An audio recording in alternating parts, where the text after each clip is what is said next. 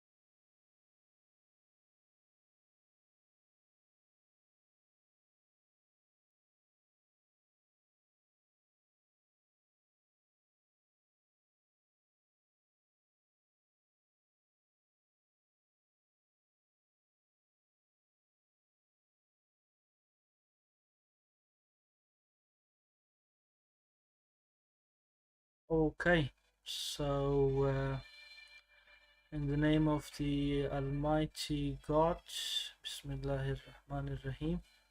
So the very first webinar, you can simply call it, that we have in collaboration with Upskill Learning Center, and or you can simply call it event, but I would love to call it a webinar. And let's have some a kind of chat in the comments so that we could have a bit more of the viewers, some of the friends yet to come. So it's good. I mean, if we could just wait for a while so that they could also join and they don't miss anything at all. So I would be going live from here, Dublin City, Ireland, and I think my targeted audience is back, Afghanistan. So the weather here in Ireland is currently, it's a bit warmer today, not that cold. It usually rains here, but today it did rain early in the morning, but now it's a bit warmer, a bit sunny. I went for a quick run and it was a bit hot. I think back in Kabul, as I've heard from my friends, it's very hot. I think it's quite scorching there, and hope you enjoy it then. And today's weekend. It's Saturday here, so it's weekend. So I would be trying to talk to you guys usually on weekends, like Saturday or Sundays, because it's like off days and I don't go to work. I don't go to my university, so that's the perfect time to talk to you guys on different topics regarding IELTS, or simply you can say English studies. So let's see. And also, I'm currently watching cricket, England and India. I love cricket, that's why I have got to watch it. I don't want to miss any of anything there. So I think let's get started. If I could have some chat, if I could have some comments so that I do understand that everything is all right and you do hear me and things are perfect, so that we could get started. And after that, I'll put you a question, and after that question, we'll go ahead. So I'm waiting for your comments. If some of you are there watching us live,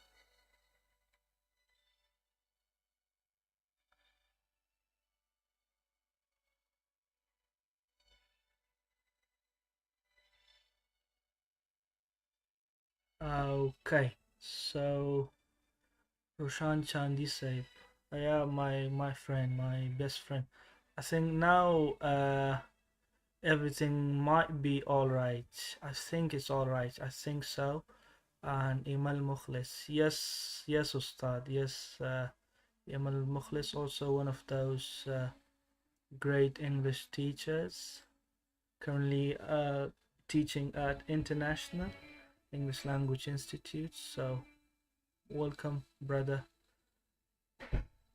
So just waiting for some more comments to confirm it, because I don't want to get frustrated, or I don't want to get embarrassed talking all the way and there's nothing, or there's no feedback from the from my friends.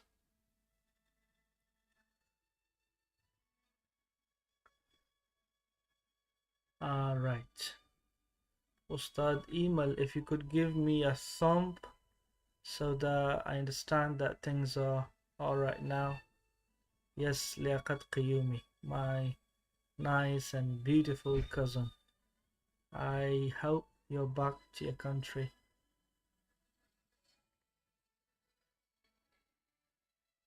All right, so let's get started.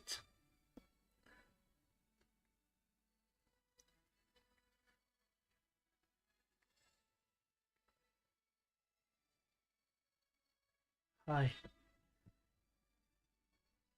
And the question that I was just trying to ask you is the background music that I have here from YouTube.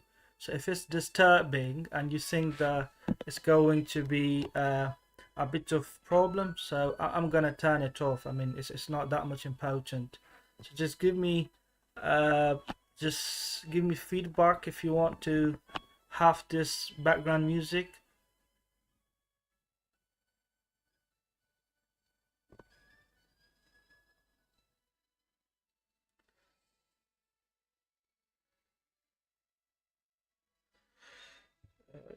Yes, yeah, I think that'll be good. Yeah, those who are just watching us right now, just give me some feedback if you guys are all good with this um, background music.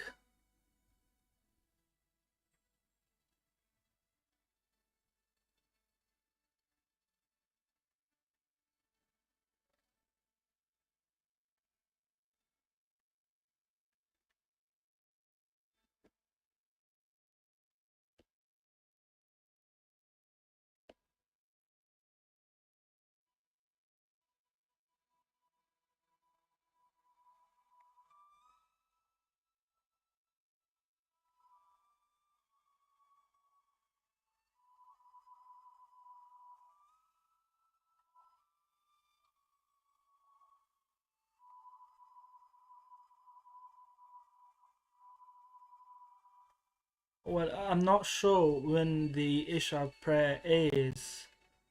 Even, I mean, some of my friends did recommend me, but I was not sure, I mean, what time to choose. So I just chose 7 p.m. because lots of the guys are back from their work, back from their studies, so that's why I chose 7 uh, in the evening. So we could just wait. Yeah, we could just wait. But I want all of you to talk to me so that I don't get bored here. And yeah, it's pray time there. Sorry, I mean for any inconvenience I may be causing. Uh, right now it's 3:45 here, so it's neither evening nor afternoon prayer. But let's wait.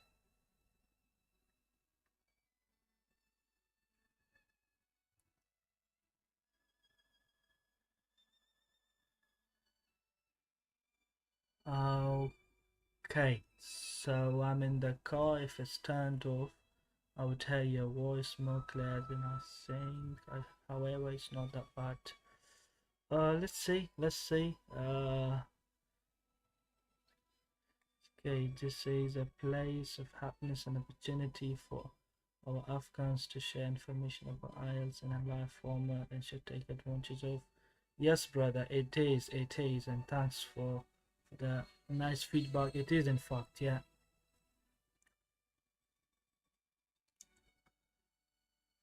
So, do you guys want me to start straight away, or do you want me to wait for a bit?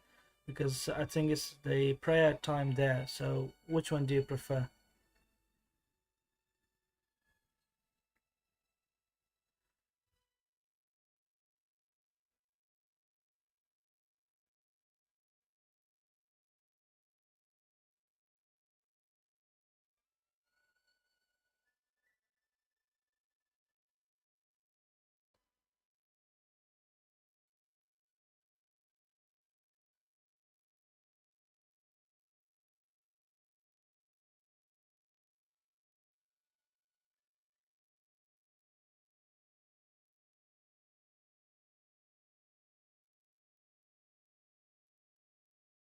Okay, let's get started. Anyhow, let's get started. Those who come late, how they they do join, and I mean, from time to time we'll go back and forth so that those who miss something could get it back.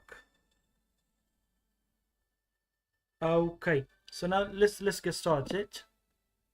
Okay, first of all, the question that I have is directed to all those who are, I mean, involved, who are involved in English language, either as a student or either as a teacher or either, I mean, as graduates. So the point that I would be trying to make in this webinar is to understand the concept of advanced English, and most importantly to understand advanced English when it comes to IELTS, because you see, I mean, like, British Council is not closed back in Afghanistan because of the political situation. So I think, and also with the closure of the British Council, most of those renowned places for IELTS are also closed, or some of them, I mean, like, just have closed their IELTS sessions or IELTS classes or their IELTS programs. So it's important that, I mean, the English faculty, the English world does have access to IELTS and does have access to advanced English. Uh, so in this webinar, we'll be trying to cover most of the things, and before that, most of you, you guys just know me. My name is simply Ahmad Shah Ahmadi, and you can just simply call me Ahmad. There's nothing, I mean, like, formality, or just simply call me Ahmad. Currently, I'm doing my MA in Applied Linguistics here in Dublin at the University of Mary Immaculate College. I'm currently working on my dissertation, and my topic is also, I mean, related to pragmatics and discourse, and I'm also doing my CILTA here in Dublin at Kaplan International Dublin.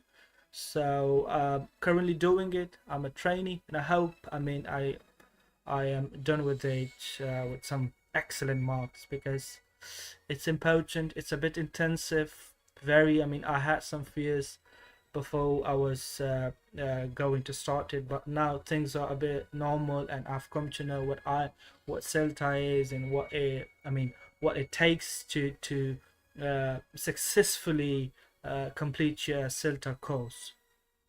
So yeah, the 30th June, slightly mistake there, sorry for that. So what we would be covering here is the concept of advanced English. What is advanced English? You can see here, and understand how CEFR and IELTS define advanced English, because advanced English is quite, I mean, it can be a complex topic sometimes. It is a complex topic sometimes. Secondly, we'll be talking about the labels. I mean, we have got 6 labels when it comes to the assessment. That's from A1 to C2. So it's important that we all understand what an A label is, what an A2 label is, and etc. And then we'll be talking about IELTS and some of the stuff about the CFR, the 5.5 bands, and 7 and 7.8. So not 7.5, and then 8 bands, and then go on. So lastly, I have got some books and resources which I've gathered, and some of them are directed at, I mean, some of these resources are for English teachers and some are for the English students. And lastly, we've got some assessment platforms that you can go there and you can assess your English. So I've brought a couple of them there. So here, the very first thing that we have is defining advanced English. So in the comments section, just if you could just tell me what an advanced English is. I mean, like if somebody asks you about advanced English, so how would you respond to advanced English, the concept of advanced English? So what is advanced English? Just I just need to hear something from my friends. Yeah, so please leave your comments there. What is advanced English?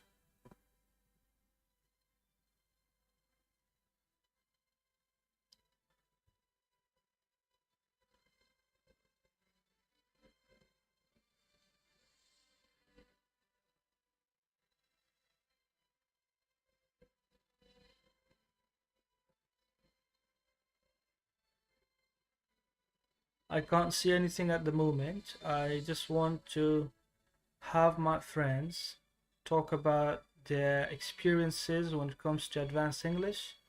What is advanced English? Just 5 or 4 of those comments would be enough.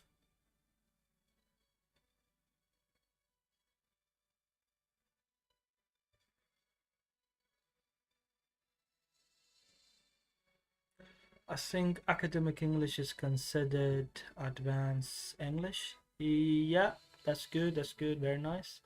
Academic English. So, all right, that's good. I can't agree nor disagree here at this moment, but it's good. Yeah. And someone else, please. Advanced English.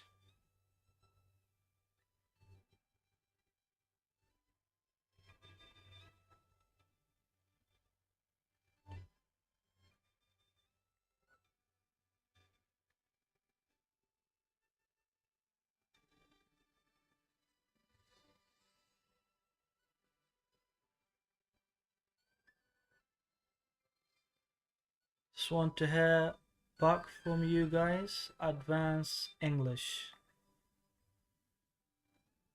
Okay, I've got some of those comments here. Advanced English refers to a high level of proficiency in the English language. This level is usually described as C1 or C2 on the CFR, and here is what it typically. All right, that's good. Yeah, I agree with you. It is C1. Yeah, I agree with you. Okay.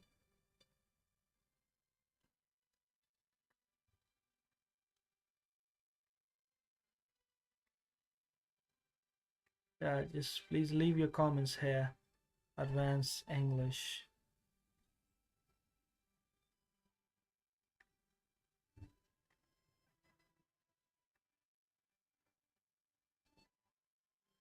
Alright, advanced English refers to a high level of, in short, a high level. Very good. This is quite interesting. High level, yeah. Alright.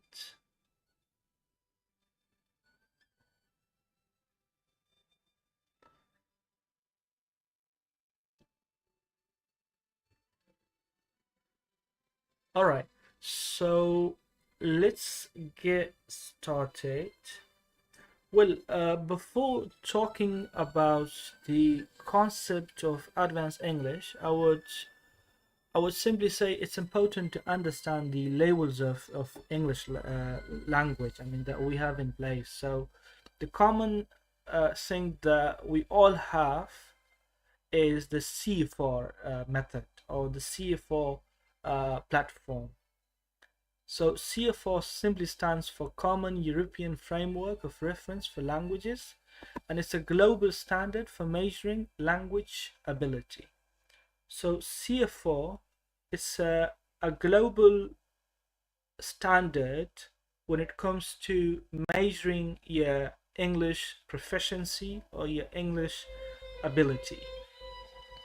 If perhaps if one of you is simply thinking to assess their English before appearing on an IELTS exam, or before appearing on a TOEFL exam or Duolingo exam, or I mean any of those exams, so it's important to just understand the Common European Framework of the CF4 method, what it is, how many levels does it have, and what it takes for a person to go from level A to level B and to level C. So basically, the C4 has got 6 levels, and it starts from A1, that's the beginner level, and then you have A2, then you have B1, then you have B2, and finally you have got C1 and C2. So what they do is that they assess your speaking, your listening, your reading, and your writing. The point that's important here, and I also think that it's important that I must mention here right now, is that it's usually very difficult for a person to be at one level in all these 4 different skills. Perhaps if I give you my own example, my speaking might be C1, but my reading might be B1, and my writing might be perhaps B2, and my listening perhaps maybe B2 plus or B1 plus. So it's important to assess each of your skills separately, individually. Assess your writing, see where your writing is. Is it advanced? Is it intermediate? Is it pre-intermediate? Is it basic? Is it beginner? Which level is it? And then as you move on, go to your writing, go to your listening, go to your reading, go to your vocabulary, go to your grammar, your structure. So that's how it works. It has 6 levels: A1, A2, B1, B2, C1, and C2. It's very unlikely for a person to have that one level for their 4 skills. It might differ. I'm not saying it's not, possible. It is possible, but it's very unlikely to have all of your 4 skills, like perhaps B2, or perhaps C1, or perhaps B1. Because as you move on in your journey of English language, either as a teacher or either as a student, your level grows, or it might not grow. It differs, it changes, your level changes. Perhaps if you keep reading English for 6 months, so your level might jump from B1 to B2 without knowing that your listening has come down, your writing has come down. So it's very important to assess your English, to know your proficiency level before appearing on any of these exams like IELTS or TOEFL, because it does help you. It's like a mock exam for you. So it's very important. As mentioned earlier, you have 6 levels. A1 is the elementary level, A2 is the pre-intermediate level, B1 is the intermediate level, B2 is the upper intermediate level, C1 is the advanced English, and C2 is the proficiency level. So we'll talk about each single of these levels in a short. Let's talk about A1. It's the beginner level. Learners at the elementary level can use basic expressions, introduce themselves, and ask or answer simple personal questions in everyday situations.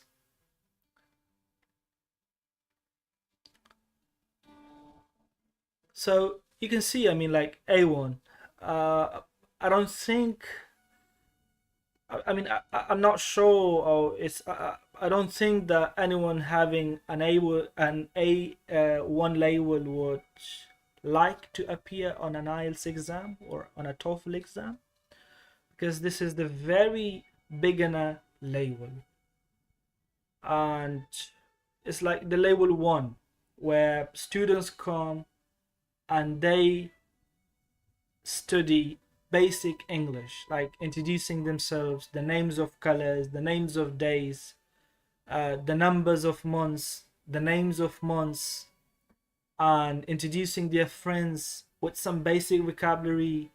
And at this level, I mean, a student might not be able to write properly, to write sentences in a structured way. They have got those broken sentences where there is no agreement or disagreement, or even, I mean, they might be they might use words from their local languages, because it's the very basic label, it's the very beginner label. We have then the A2 level, which is the pre-intermediate, and we can see learners at the pre-intermediate level can use common expressions in everyday situations, exchange basic information, and describe people, places, and things they need.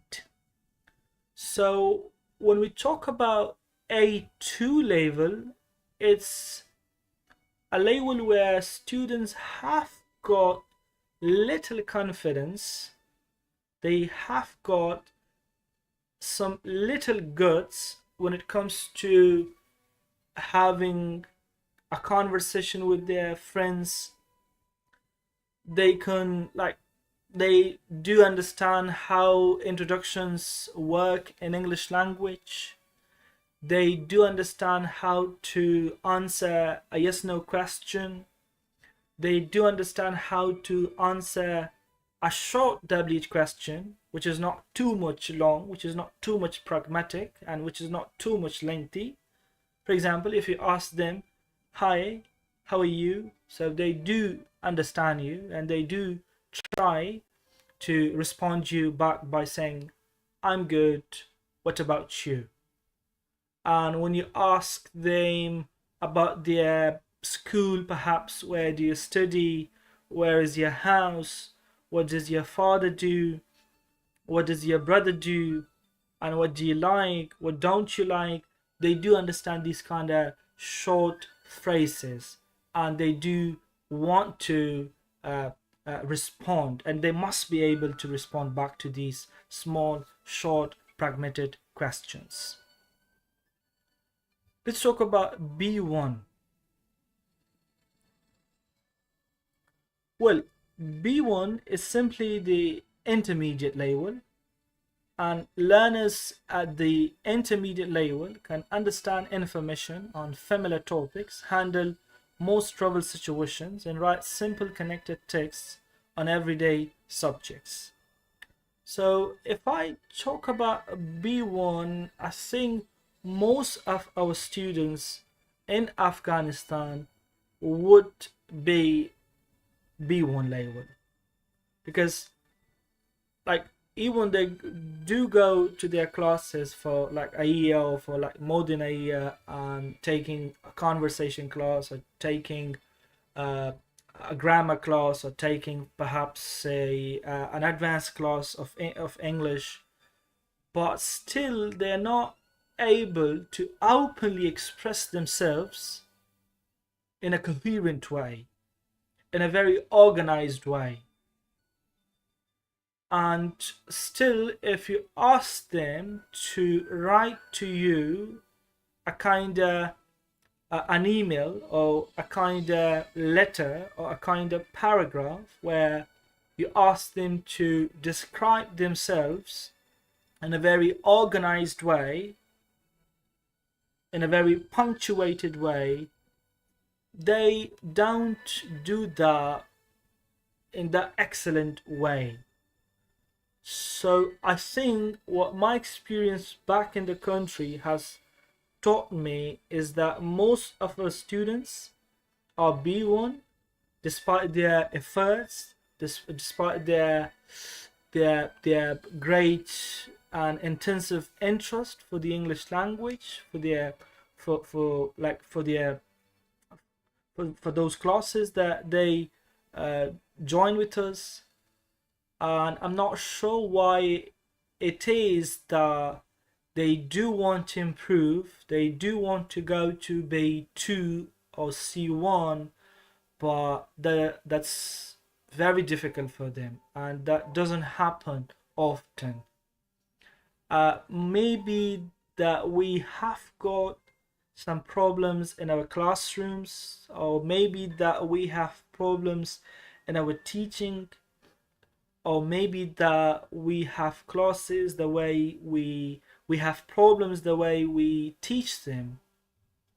Because I have seen countless students, I have seen hundreds of students who come to my class, who study with me for months and months, who read books for months and months, but when it comes to assessment, they don't perform that much well, and their spoken exposure or their written exposure is so much controlled.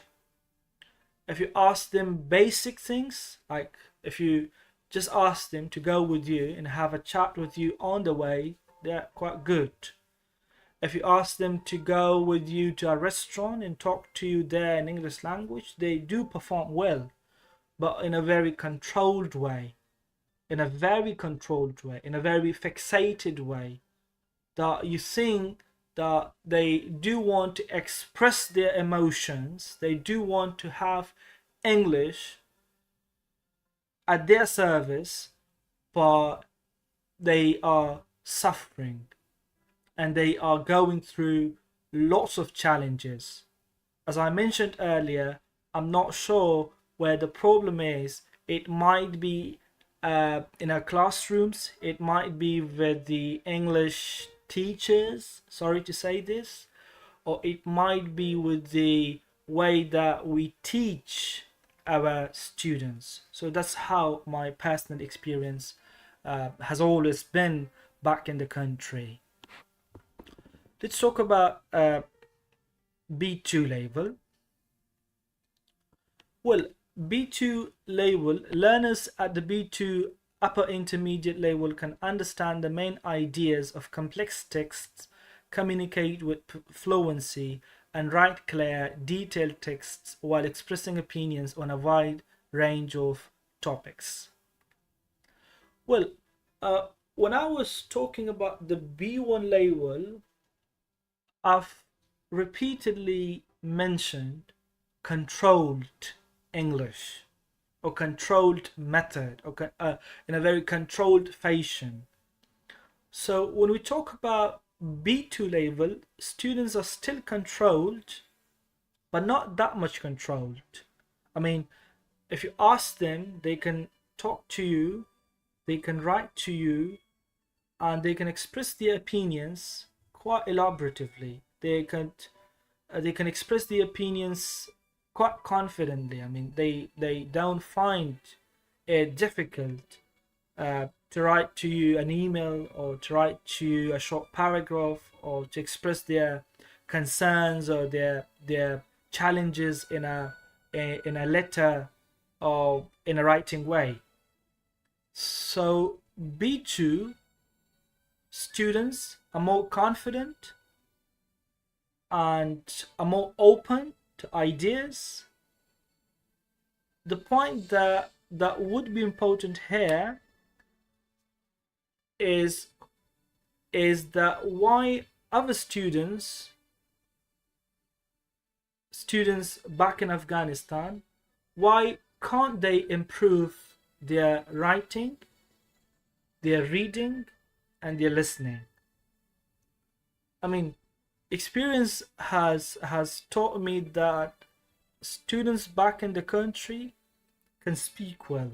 I mean, I have seen students who speak, I mean, quite naturally, very proficiently. and they have the excellent power of vocabulary, of pronunciation, of fluency, the way they structure their words, the way they structure their ideas. But those same students don't perform that much well in writing. They don't perform that much well in reading and listening. So I'm not sure. I mean, like, why is it happening then? Like, why is it happening? A student whose spoken English is C1, but their writing or their written English is simply B1 or hardly B1, and their reading is hardly B1. Their listening is, I mean, like perhaps maybe B2 or maybe B2 plus. So we have got these kind of mixed confusions, and we have these kind of mixed confusions and issues and feelings.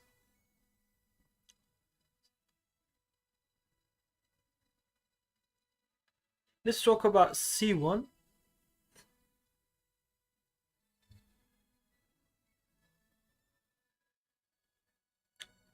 Well, C1 is this is like the advanced level. That's what I'm trying to talk about today, or that I hope that I am able to express myself in a very good way. Learners at this advanced level can understand long and complex texts and expresses themselves fluently and spontaneously, and uses language flexibly in social, academic, and professional settings. So, what do you mean by that? Look, when we talk about advanced level, this simply means that you must have command. You must have an overall command. You must not have any fear. You must not have any issues of confidence. You must not have any issues of hesitation when it comes to using the language, when it comes to expressing yourself. It's advanced English is about talking in long sentences. You don't write word by word. You don't write phrase by phrase. Or you don't put a full stop at the end of 2-3 words. No, that's not how it works. Advanced English means that you combine 3, 4, 5 ideas in a one single sentence in a very structured way, where you look after its punctuation, where you look after its subject and verb agreement, where you look after its cohesion and coherence, where you look after which idea must follow which one, which idea must come first, must come second, must come third.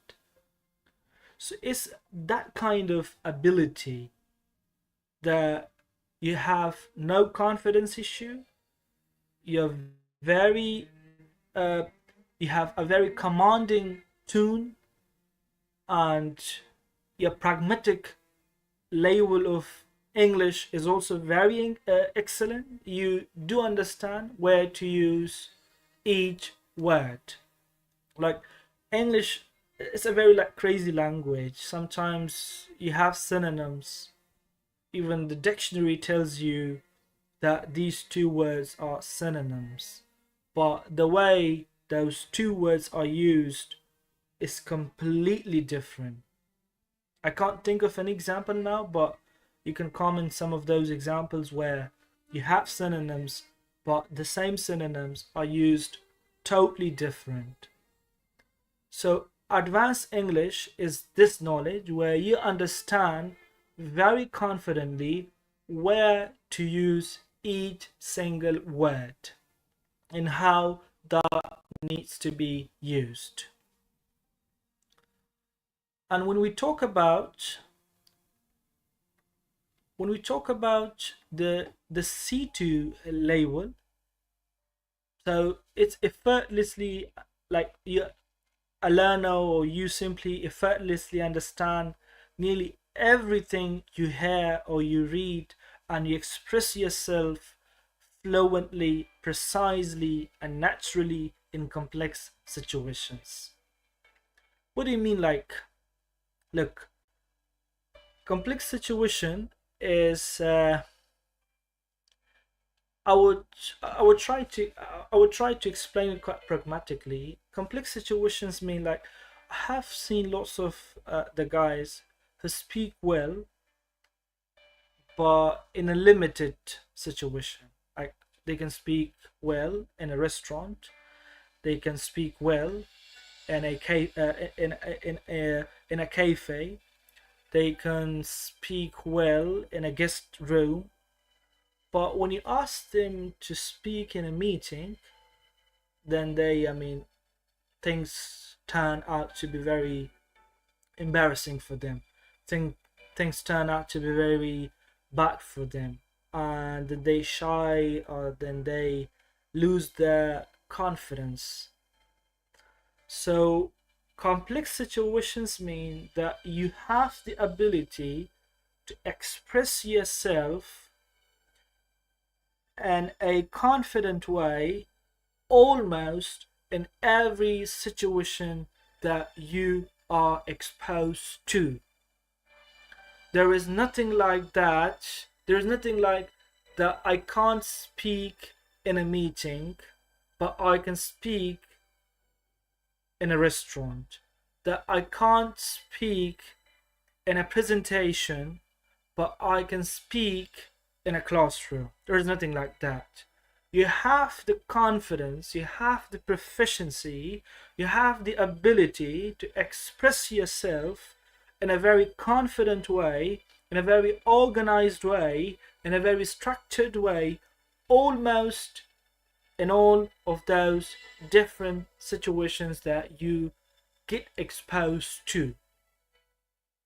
So I can't think of people in my career who would be able to express themselves almost in every situation. Like, I was, and I'm still, I have been with great brains of English language teachers. I have been, but I can't think of anyone who was able to express themselves almost in every situation in a very open, in a very confident way. And I'm not saying it to blame them, but to think pragmatically, why is it? Maybe that English back in our country is not a second language. Maybe that in our schools, at our universities, we don't have the English. Maybe that we don't have English in our streets, we don't have English in our business markets. You don't have to, like, you can't simply say that, well, these issues don't matter. They do matter.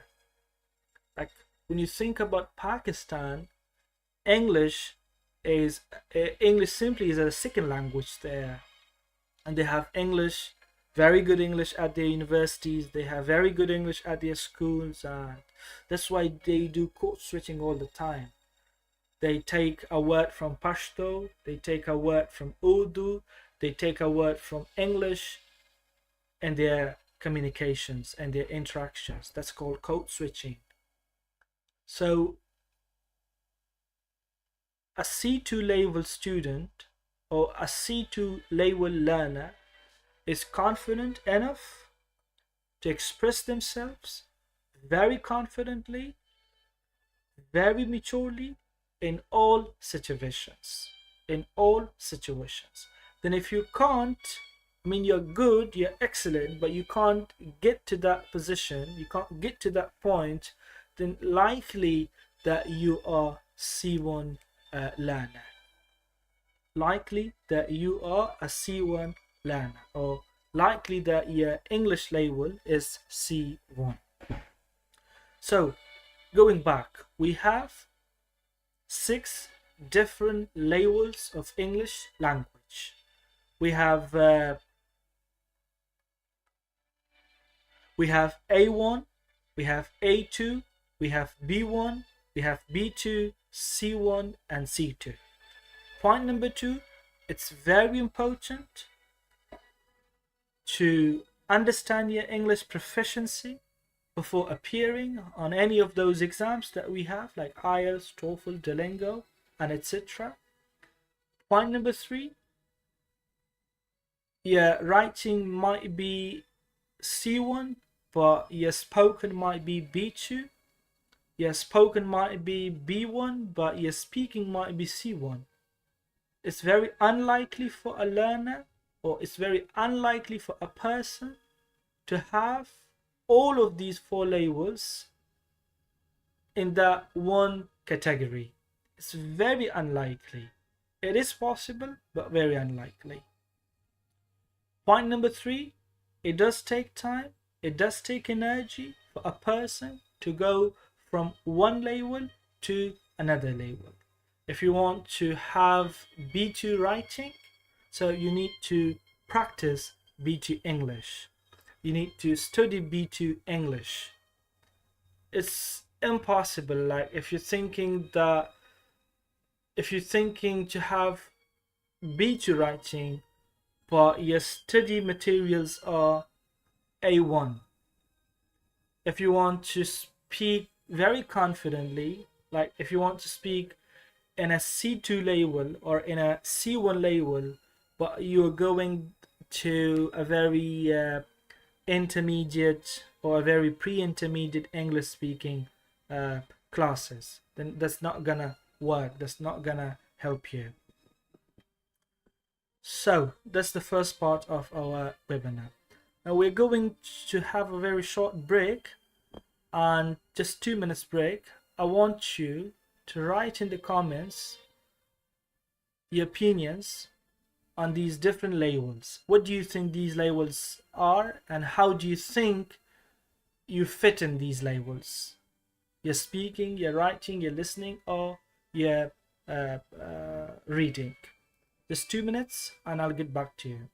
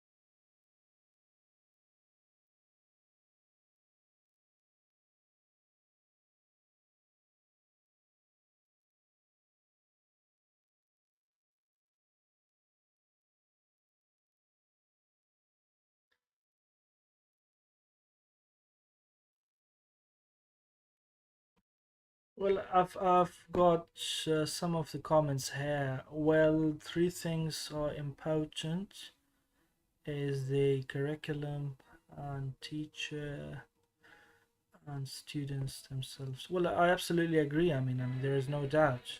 Those three things are quite important. And I think the problem actually in our classrooms are these three problems. If you just like, unfortunately, if you just go back to one of those English schools and you ask them for their curriculum, when you open their books, so you get frustrated, and it's very embarrassing to see uh, very unorganized materials, I mean, that don't help out students in their practical uh, English or in their practical lives. So I do agree with that. And secondly, the teachers, uh yeah, you can say that the teachers, but I would simply say that firstly there needs to be a system in place, and once you have got a system in place, then sorry, then the teachers also, I mean, they do work and they do study, I mean, they do read, and they read before going to any class. It's all about the system. And when I say system, I don't mean to refer to that local or that typical term that we have back in the country. What I simply want to refer by saying system is that you need to have a very organized approach to your classrooms, to your management, to the, I mean, simply to the portfolios of your students. So unfortunately, we don't have these kind of stuff back in the country. That's why, uh, I mean, you have these problems. And students also, yeah, it also depends. I mean, if you ask students if they want to have good English or if they want to improve their English, you won't. I mean, like, it's impossible to hear uh, a negative feedback from them. Almost, I mean, every one of them do want to improve their English in short period of time, and without wasting much of their resources and without wasting much of their energy. They do want, but they are stuck, and I mean, they're stuck in the system. So,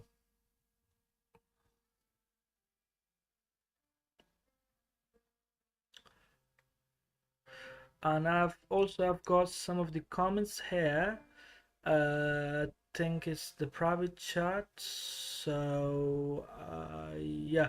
Well, for that, I mean, if you feel uncertain about your English labels, so the good thing is to take some of the time. I mean, like, to take almost 3 months, take exams, take mock tests, the IELTS mock tests. Like, you have seen those 18 books for the IELTS, yeah. So they are, I mean, great resources. They are greater resources. Just start from the very first book and take those mock tests, and besides taking the mock test, work on it, work on your skills, find out your weaknesses, and once your weakness is found, you just have to take some actions. You just need to take some pragmatic measures to figure out those and to sort out those.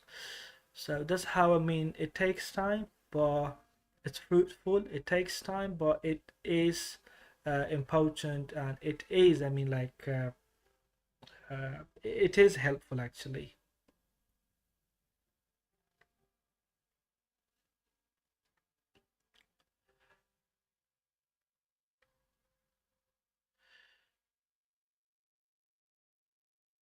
And also, I've got another comment here is the students usually complain from writing and listening. Well, students complain from writing and listening because they were never taught writing. I mean, you go around Kabul city and you just take those English schools for like a month or for like a week, you are not taught, I mean, writing there. It's just the old traditional grammar translation method, where you have grammar unit by unit, and you just have grammar. You are just exposed to grammar and nothing else. You're not exposed to writing. You don't study reading. And if you have writing or if you have reading, they are very, disorganized. Like a reading of 5 sentences, a reading of 10 to 15 sentences. That's not a reading. I don't call it a reading. It's simply a bullshit. Simply a nonsense that we need to get rid of that. So, writing and reading are two pragmatic skills. They need work, and they do take time, lots of time. Like if I talk about myself, I've been reading in the English language for quite a number of years, but still I feel that I have problems when it comes to those complex pieces of readings, when it comes to those complex pieces of ideas. And when it comes, if I talk about my writing, it's good, but it's not that much good. I'm good somehow, but not in that proficient way. And the reason that I'm saying this is to tell you that reading and writing are two pragmatic skills. They take time, and you need to have patience for them.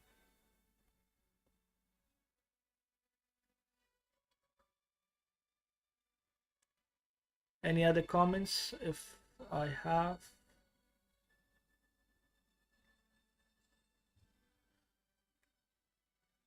Yes, Zubair John Kohistani said, yes, thank you very much. Thank you very much. I think it's long time. We haven't talked, long time no see. So I hope you're good. And Lutfullah, bundle of thanks. Yeah, bundle of thanks, brother. Thank you. Hope everything is all good with you back there. I do follow you on Facebook. I think last night I just watched one of your videos, and it was great. To see you back in the rings. It's good. Thank you. Okay, so now let's go to the second part of this webinar.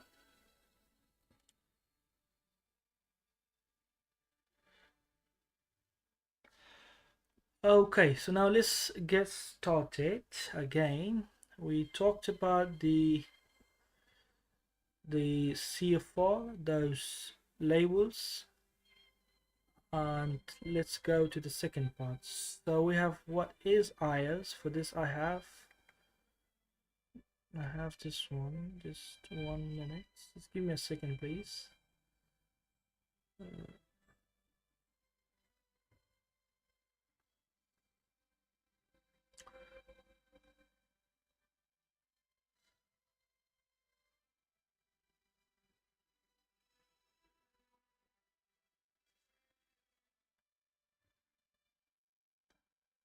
Okay. Okay, so now let's talk about IELTS. And the reason that I haven't got any slide there is simply that we already have this official guide to IELTS, so it was of no use to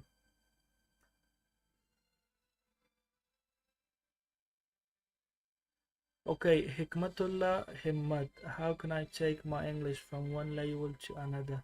Want to take the IELTS academic test. Okay, brother, it's not that easy. I can't give you any clues, something that will totally work for you. But what I can say is, just find out where your current English level is.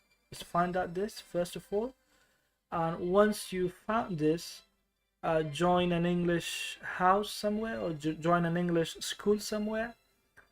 School that is good, and a school that you think can be very helpful to your English. So, and besides taking the English school, you need to read in English, you need to speak English, you need to listen English. I mean, you have to live in English simply. If I would say, so figuratively, I would say that you need to live in English.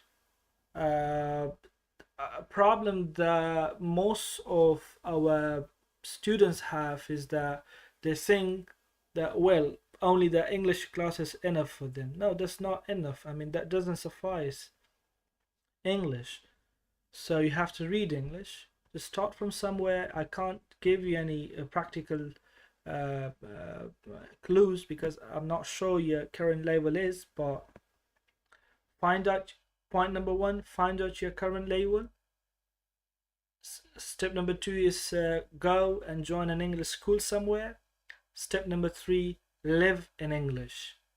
Start from somewhere. Like, just go and grab an elementary English book, stories book, anything. Just read it for 6 months, for 1 year, and that's how it works. Gradually, you'll understand that your English is now growing and your English is now developing. And just listen to English. That's what I say. Don't listen to something that's difficult. That's Don't listen to something that's stressful.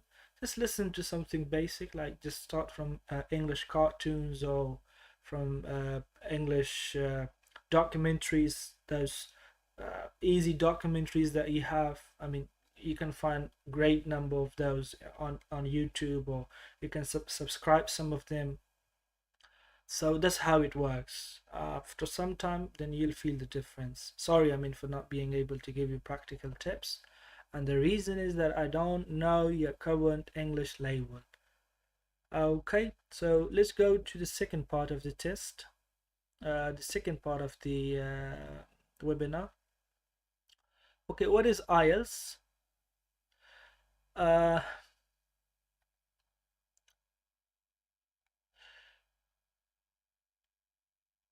well, simply IELTS is a four-skill test. You have reading, you have listening, you have speaking, and you have writing there.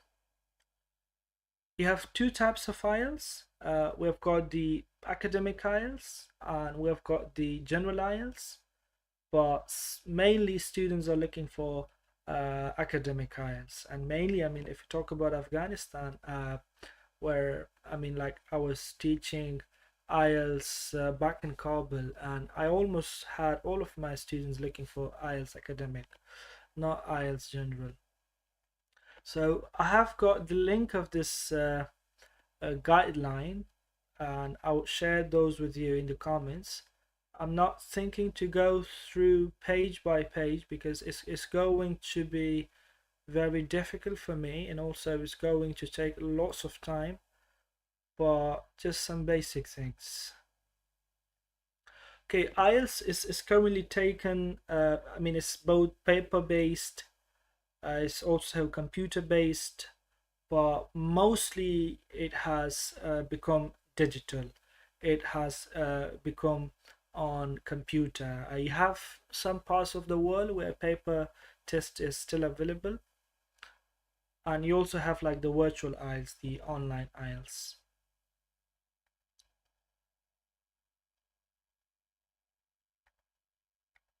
Okay. I'm not thinking to go deeper into it because it's going to take time, and I don't want to waste our time. Just I'll share this with you guys in the end of this webinar, and you can download it and you can print it, and then you can simply read it with yourselves. But simply, what I would say about IELTS is that you have listening, then you have reading, then you have writing, and then you have speaking. Might be on that same day or might be on a separate day.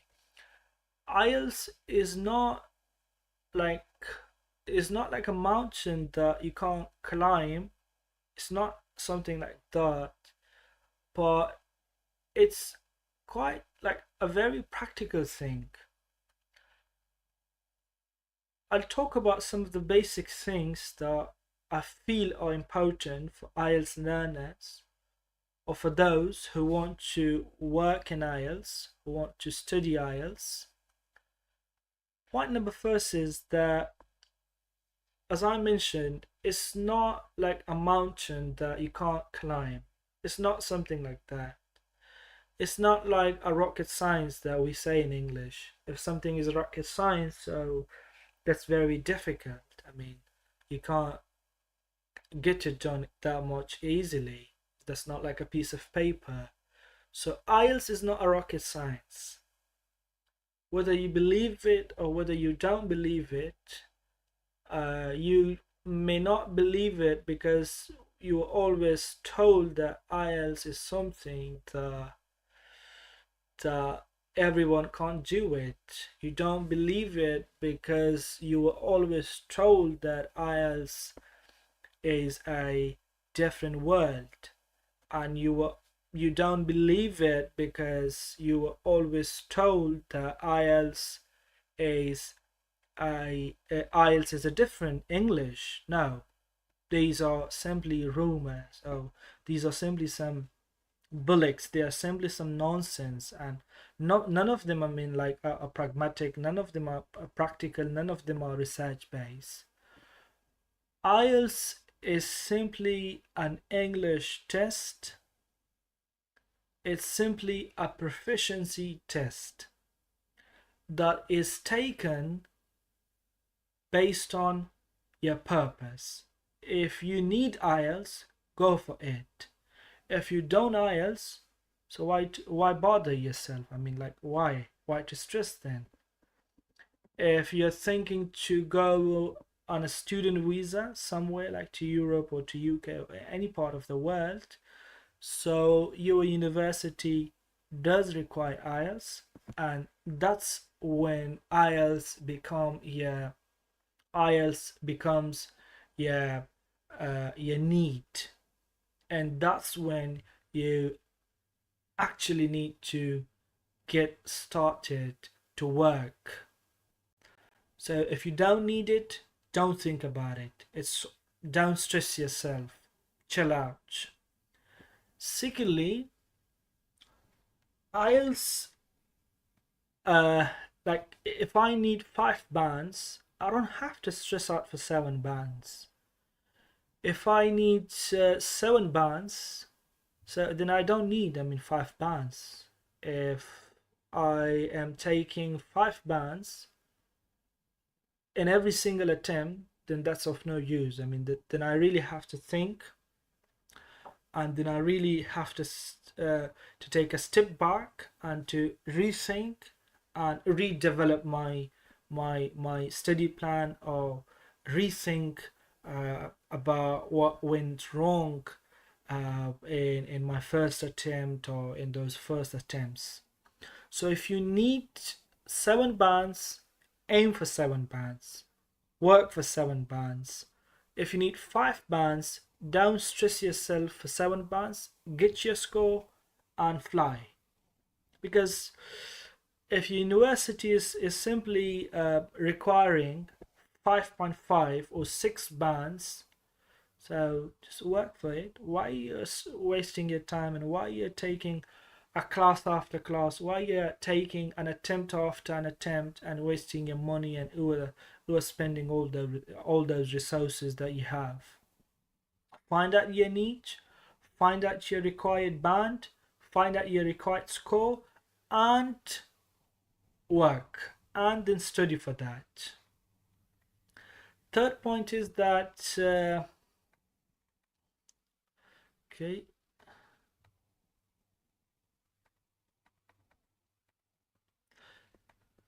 Third point is that usually, if I talk about IELTS in Afghanistan, usually students require academic IELTS because they want to go abroad for their study purposes or for other different purposes. So, important thing is that IELTS is a test of academic English. IELTS is not a test of general English. And this is a very important point, a very important point. Uh, you see, like if my level of general English is C1, and the next day I have academic English somewhere, then my level, might not fit to the academic English. If there is a learner, if there is someone who thinks that their English level is B2, but you have to consider that that's the general English level, that's not the academic English level. So in the comments section, those who asked about their levels of English, your current level of English, if it's B2, if it's B1, if it's C1, consider that it's the general English, it's not the academic English. So one of those reasons that you may not be able to perform well on an IELTS test is simply that you have lived all your life with general English, but now it turns out that IELTS is an academic English. So the point is, IELTS is an academic test, and you need to study academic English. If you keep going to general English courses, if you keep reading general English, that's not going to help out. That does help, but not in a sense that helps you with IELTS. Because in IELTS you have academic vocabulary, in IELTS you have to think academically. You know what I mean, yeah? And the fourth point is that IELTS is somehow computer literate. The reason that some of us might not be able to perform well on IELTS is maybe because of illiteracy, maybe because of our computer illiteracy, to be specific. So if you're thinking to take your IELTS test, firstly, you need to work comfortably on computer. If you're not able to work comfortably on computer, then this does disruptively influence your performance, and this disruptively influence your IELTS scores. And lastly, I would say that based on my experience, IELTS is not something that is covered in a month, or that is covered in 6 weeks or in 2 months. You see, like you have English schools, yeah, back in Kabul, where you have got IELTS for 1 month. I don't agree with them. That's all right. But in that 1 month, you only get to know, you only understand the tips and techniques. You only understand the structure of IELTS, how it works, what are the basics for each skill, and that's all. But if you want to perform well, you need to do lots of practice. So doing that practice takes time. And if you're aiming for higher band, like if you're aiming for 7 bands or for 7.5 bands, or if you're aiming for 8 bands, then you need to take time. You need to give yourself time, like 3 months. For 1 month, work on IELTS, understand its structure, understand what happens in reading, understand what happens in writing, in listening, and speaking. Once you have this overall understanding of its structure and in its content, then for 2 months, I would recommend to start intensive work, to start practicing very intensively, like taking mock tests on regular basis, finding out your weaknesses on regular basis, improving your sentence structure on a regular basis, listening to English podcasts or listening to anything, so that that helps your pronunciation, that helps your intonation, that helps your vocabulary, lots of other benefits. So that's how it works. It's not like a process. It's not like a one night process. It's not like a 1 month uh, thing. In 1 month, work out the content and the structure files. For 2 months, for 3 months, for 4 months, work intensively, practice intensively. That's what I would simply say. Yeah. If you have got any comments regarding IELTS, or if you have got any specific questions regarding IELTS, its structure, its content, so would be happy to answer some of your comments. Yeah, I would be happy. And I'm gonna turn off my camera for a while to have a glass of water.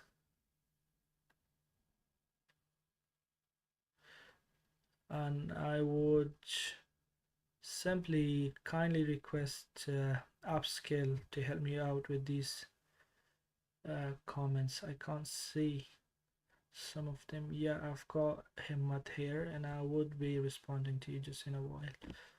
I'll be back in a while. Yeah.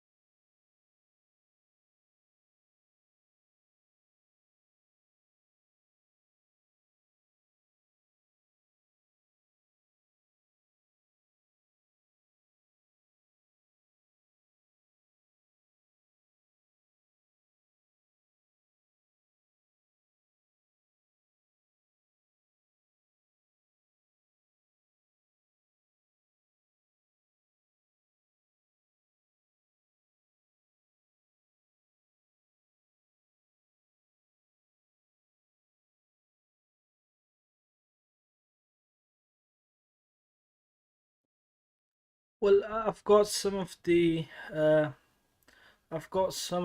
comments here, and well, Himmat, as I told you earlier, like first of all, it's important to find out your common English label, and once your common English label is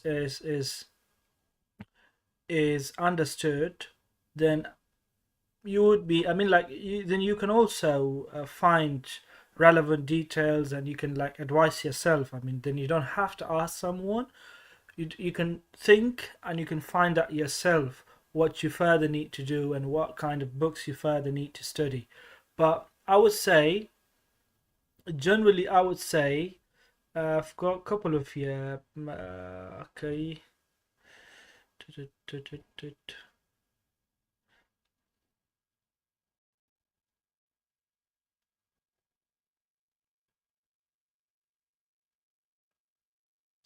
Okay, for your speaking, I would say speaking, uh,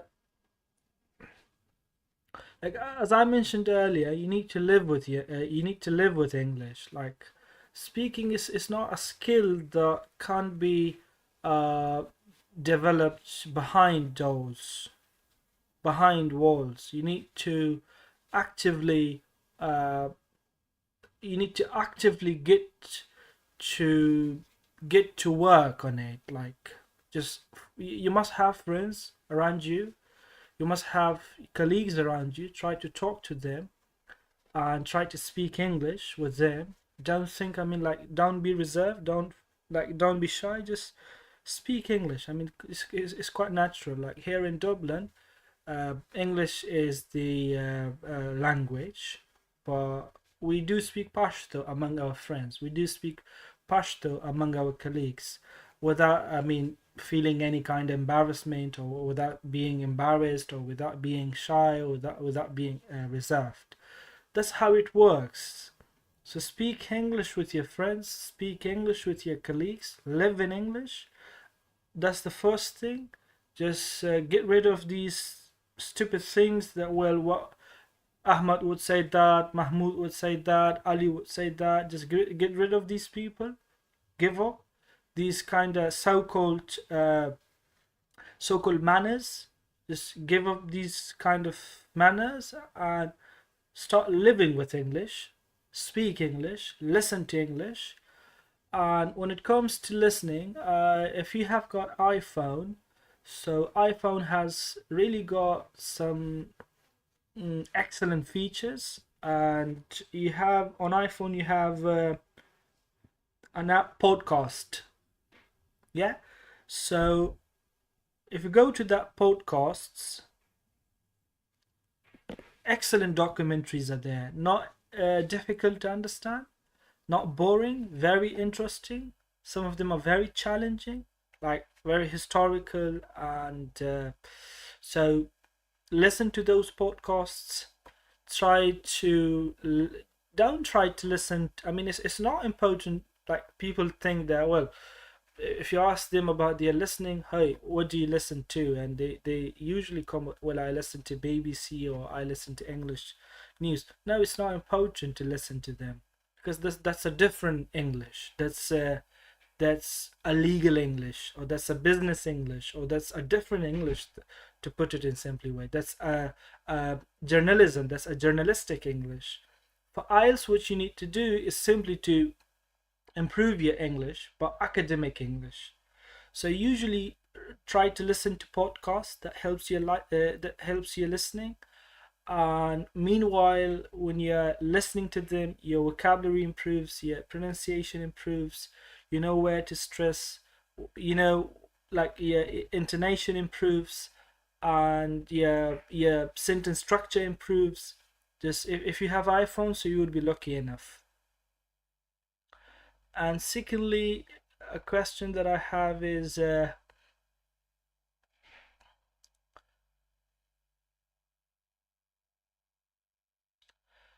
I can't specifically tell you where to go, because I would sound a bit biased if I tell you where specifically to go or where not to go. But I would say currently, just go to Area Delta. It's in Shahri now, and talk to those people. I mean, they are wonderful people, and they have got excellent English trainers. And the curriculum that they have developed, or that they have organized for their students, is quite student based, quite practical, and also very challenging at the same time. But if you stay there for just some few months, I am sure that you'll have positive result, and you would be very happy with their services. You would be very happy with their trainers. So if you ask me, though I may sound biased, I prefer Ira Delta. That's in Shahri now. Okay, so I think we haven't got any other questions in the comment. No, there is nothing.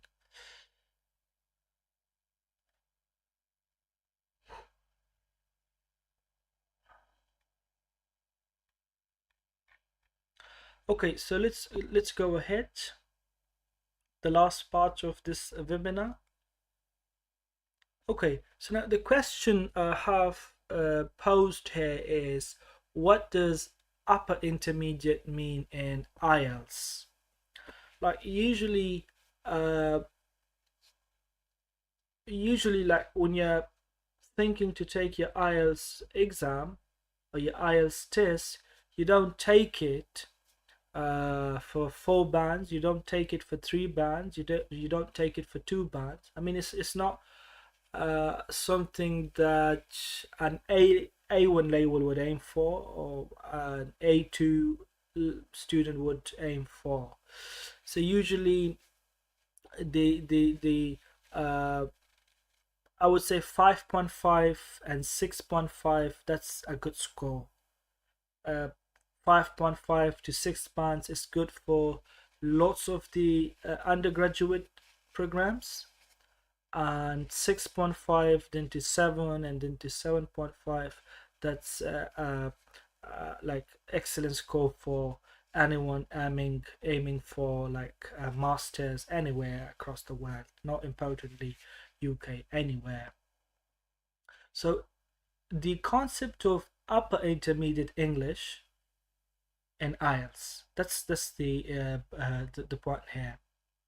So look, in IELTS terms, upper intermediate English typically refers to 5.5 and 6.5, where learners oops, where learners are considered modest to competent users. So these two words, modest and competent users, that's the IELTS language, and it refers back to 5.5 and 6.5. At this level, you can communicate in most real life situations, understand fairly complex texts, and express opinions with reasonable fluency. While occasional grammar vocabulary mistakes may still occur, your meaning is generally clear.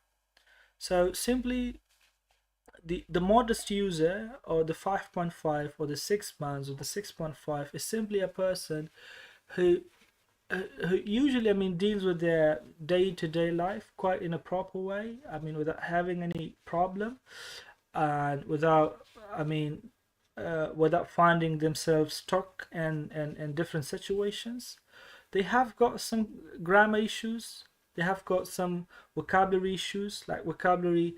Uh, they they usually have got problems where to use a word correctly, and they usually have problems with collocation, like they do not know which two words are used together and which two words don't use together, though they sound correctly but they don't come together. That's called collocations in English. So this level corresponds to B2 on the CFR scale, and is often the minimum requirement for work, study, or visa purposes in English speaking countries. As I told you earlier, uh, the common IELTS scores that I would say anyone might be looking for is 5.5 to 6.5. If you have got 5.5, it's very likely that most of those universities would be accepting you. If you have got 6 bands, that's the same case. If you've got 6.5 bands, the same case. Okay, what does advanced English mean in IELTS? Look, what is advanced English? First of all, let's talk about this. Uh, what is advanced English? Like, as we discussed this earlier, high English, that was one of the comments I had from one of the weavers. Advanced English simply means, like, if I give you two sentences, perhaps if I have sentences, I love cricket, and sentence number 2 is that I play cricket on weekends. So now look, we have got two separate sentences. what would an advanced student do, or what would an upper intermediate student do?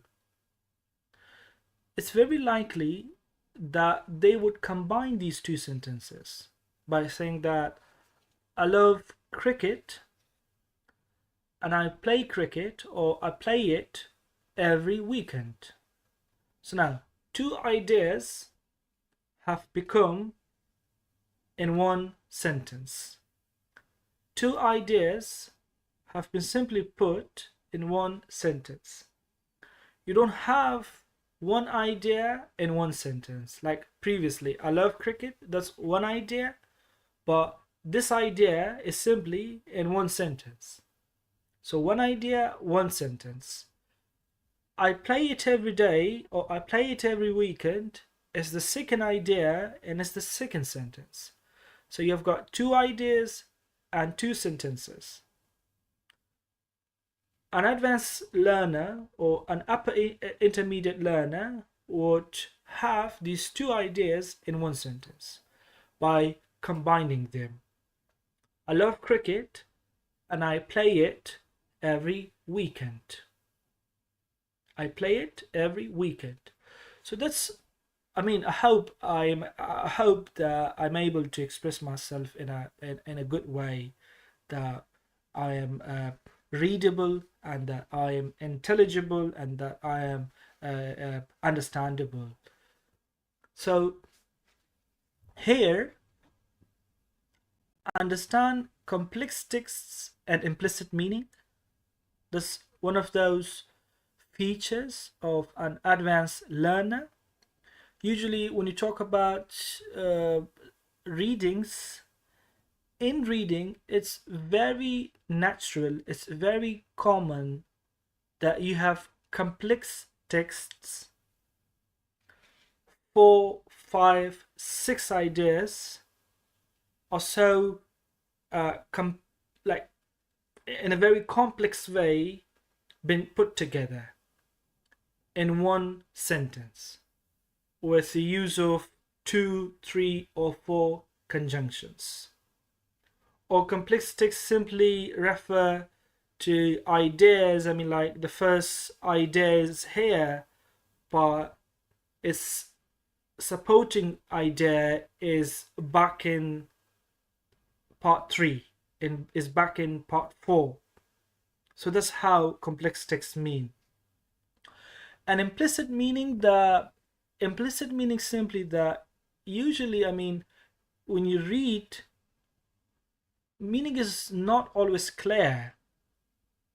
They don't, like, the text doesn't directly tell you about the topic. You need to think about it. If your reading is powerful, if your reading skill is powerful, then simply you understand that, yeah, okay, that's what this writer is trying to tell me. That's what this text is actually implying. This text is actually referring to, without directly stating it. So this is called implicit meaning. For example, if it's cold, and if the window is open, and you are telling to your friend that, hey, can I ask you to simply, if you just simply say that, can I ask you that it's a bit colder here? If you just simply say, it's a bit colder here, or I'm shaking, what do you suggest to say? What are you trying to say? You're trying to tell them that it's cold and close the window. So that's called the implied meaning. That's called the implicit meaning. Number 2 is express ideas fluently, flexibly, and precisely. I've already discussed this. Number 3, use language effectively in academic and professional settings. Like we discussed earlier, the advanced English, the learners are so good that they can communicate themselves almost in every situation in a proper, in a effective, in a confident way, almost in all situations. They are not limited, they are not controlled. Secondly,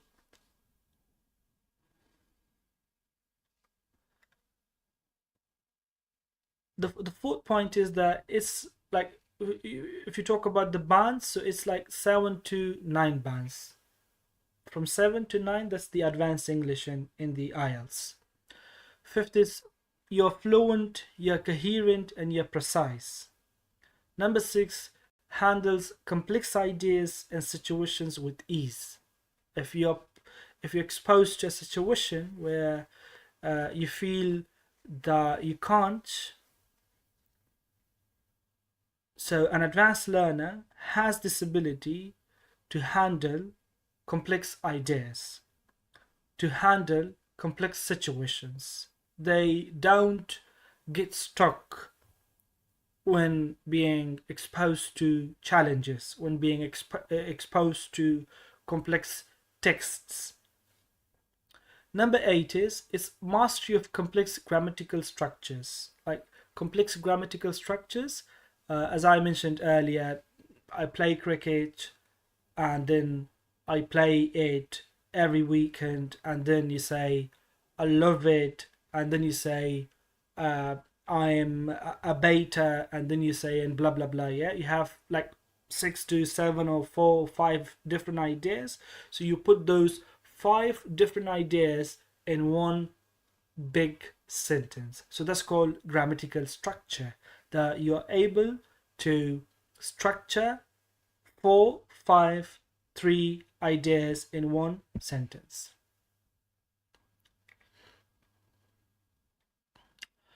Okay, that's the end of this webinar, and I've got some references. Let's just leave for the sake of plagiarism.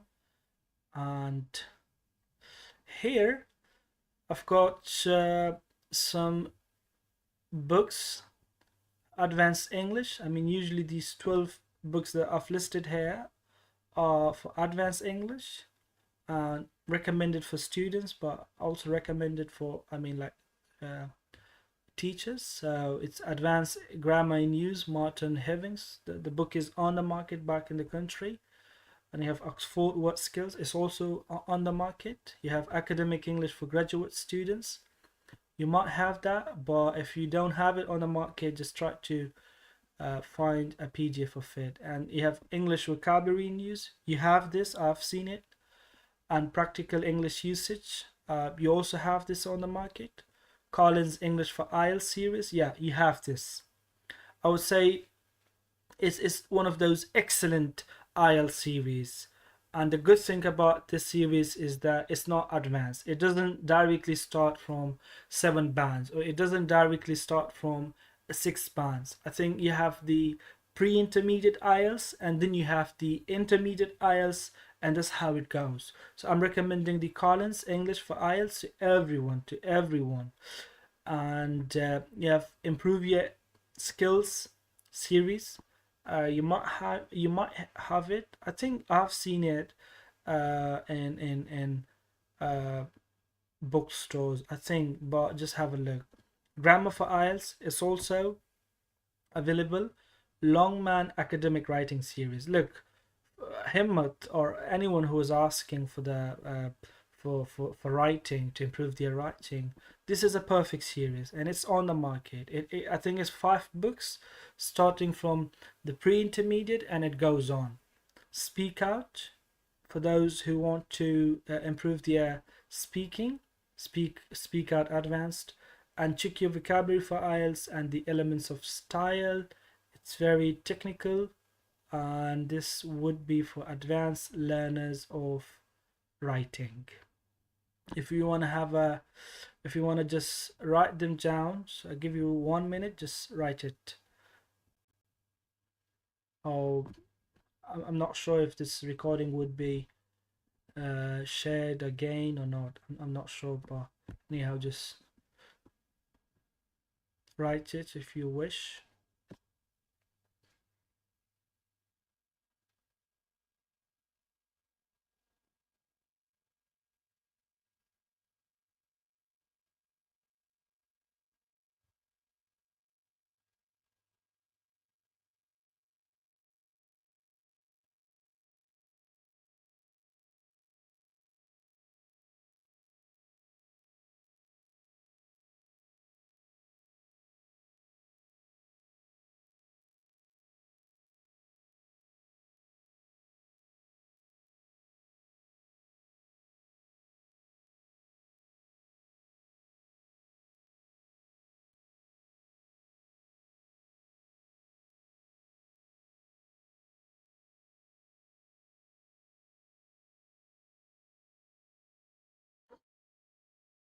Okay, and here's some of those free English level testing platforms you can try. You can go to Cambridge English Test. You can go to the Cambridge English and test your English for free. And then I think you have SET or English First Standardized. It's also free. You can go to the British Council and test your English. Track, it's also one of those. And testenglish.com, it's also an English test. So they are for free. Okay, I would love to hear from you, questions and answer. If you've got any questions, so please take your time and put your questions in the comment box, and I will try to reply back.